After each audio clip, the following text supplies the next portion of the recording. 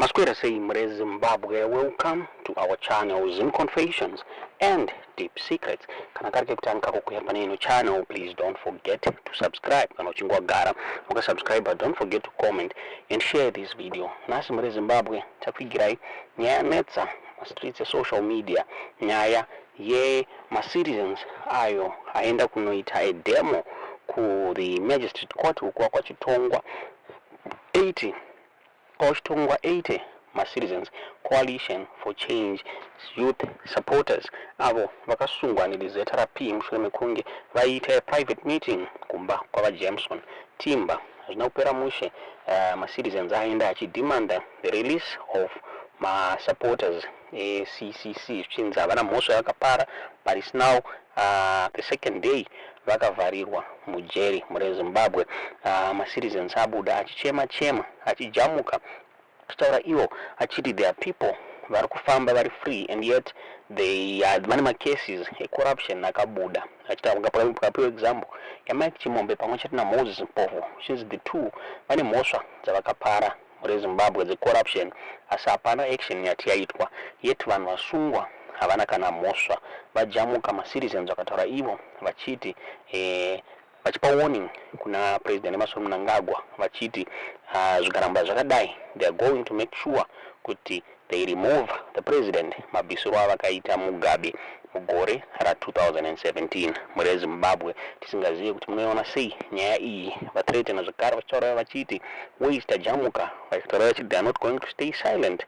Zvinhu zvakadai zvichiitika. Tinoda kuti mungonzwa Mre Zimbabwe zvataurwa nemacitizens aya. Tisingade kuwesta nguva yenyu Mre Zimbabwe zvataurwa nemaprotesters aya. Motiza zvamuri kufunga pamusoro penyaya iyi mucomment section.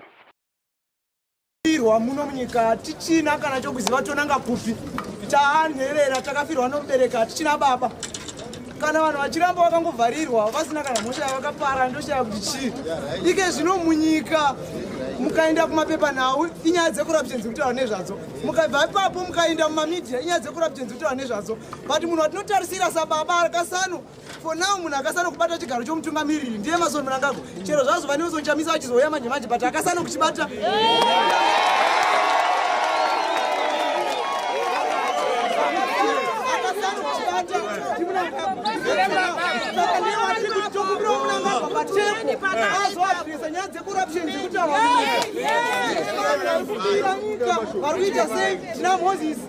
Moses Mpofu, tina Mike Chimombe, tina Chivayo, vari kutaura vari kupa mamillions iwa yakatorwa anokwanisa kunobhadhara macivic servants edu. Masoja ari kutambiriswa mari inonhuhwa, mapurisa ari kutambiriswa mari inonhuhwa, varairidzi muzvikoro havasi kutambiriswa. Saka mari dziri kubiwa idzi dzese dzikabatanidzwa dzikanobhadhara macivic servants, nyika inoenda mberi. Nyaya yedu yemuZimbabwe haisiri nyaya yemapato, hatichega kutarisa kuti rebato ripi. Ngatichibatanai tifose Emmerson Mnangagwa auye patempo azoadresa nyaya dzecorruption idzi. Kana akasadresa nyaya dzecorruption idzi ndiri kukupedzerai. Ndiye akatidzidzisa kuti mutungamiriri anobviswa sei. Takamuona musi wa2017 pa achibvisa Mudala Mugabe.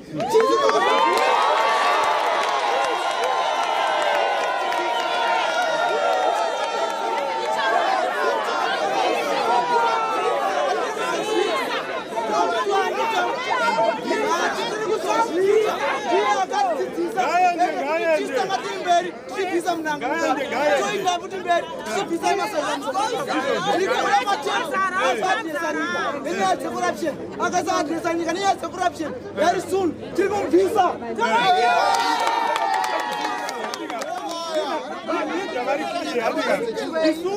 as a nation, we must refuse to remain silent in the face of injustice. Yes. Martin Luther King said, injustice anywhere is a threat to justice everywhere. For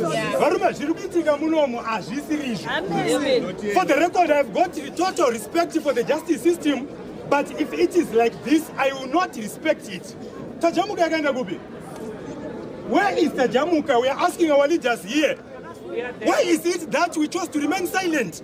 $89 million, but she's working scot-free. Why? I want to know the journalists.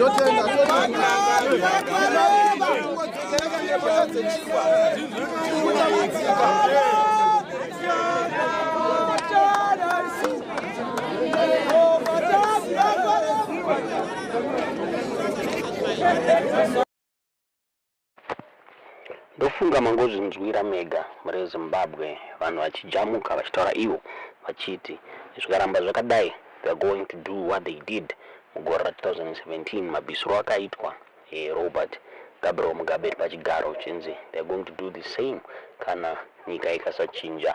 Zvakare vaAmos Chibaya vaGift Salusis vaaadresawo ma-citizens anga aripo vakataura ivo vachiti they are going to plan a demo chinzi pamutemo demo inobvumidzwa ende zvikaramba zvakadai ma-supporters eCCC 89 vakasungwa vakasabuda mujeri hanzi pachaitwa a massive demo muri Zimbabwe. Tisingazivi kuti munoona sei nyaya iyi hazvina kumira mushe muri Zimbabwe.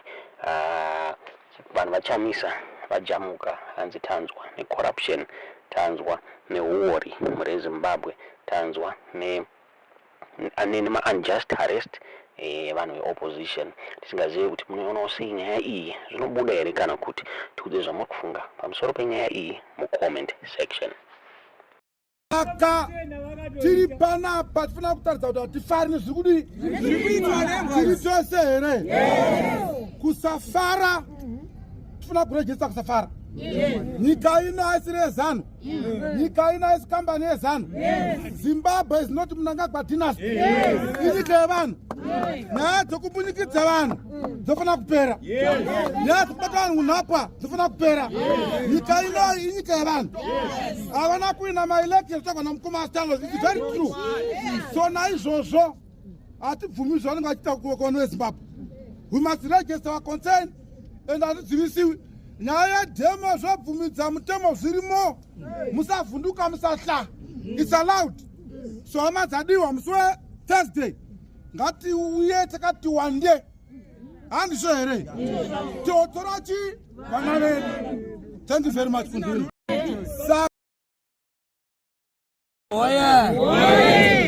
Basha dictatorship Basha. Basha Mnangagwa Basha. Basha ZANU-PF Basha. Basha dictatorship Basha. Shamisa oye. Baita basa organizer negweta redu. My citizens, thank you very much. Kuya kwa maita in solidarity. Isu our struggle inoilwa nenyaya solidarity. Tinomira pamechede nema-citizens edu akasungwa. Hativhunduki, ZANU-PF inoziva havana kuina sarudzo, havadiwi nevanhu. Chavanoziva kushandisa chera. Vari kuziziva message yangu yekupedzisira to ZANU-PF and all the headmasters of chaos. Musaprovoka vanhu. Nekuti kana tazodecide to invoke section 59 of the Zimbabwean constitution, toshandisa these streets as a point of entry to reject our display. Saka zivai vanhu vezanu kuti isu we are peaceful people. Asi don't provoke us, don't provoke the people of Zimbabwe. Maita basi.